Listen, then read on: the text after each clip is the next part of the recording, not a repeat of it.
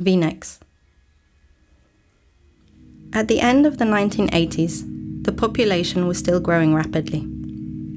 Projections showed that 1 million extra houses still needed to be built, but now this had to be done on a different footing. Previously, most housing construction had been subsidized, but now the market forces had to be allowed to do their work.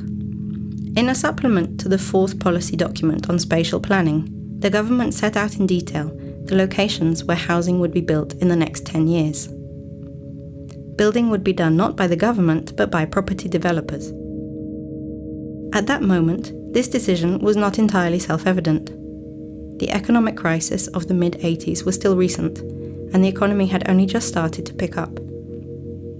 Nevertheless, property developers bought up large amounts of land in places that had been designated for housing. In this way, they secured the building construction, and with it their own sales, for the coming years. Crucial to this is the legal principle of self-fulfillment. According to this principle, the owner of the land has the right to develop the land too.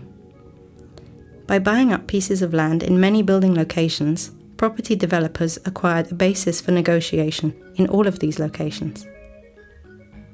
Whenever a municipality wanted to build a new residential neighborhood, it had to enter into negotiation with often many, and otherwise a few very powerful, landowners in the area.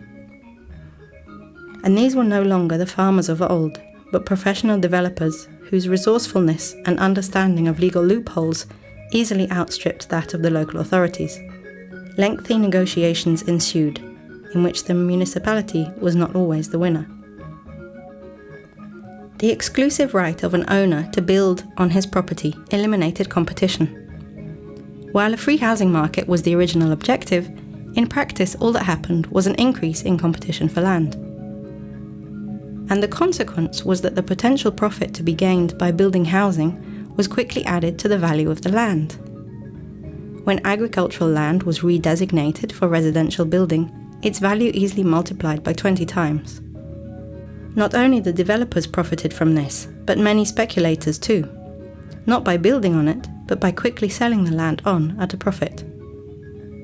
The profits were enormous. In just 6 years, house prices doubled, and the same happened to the price of the land.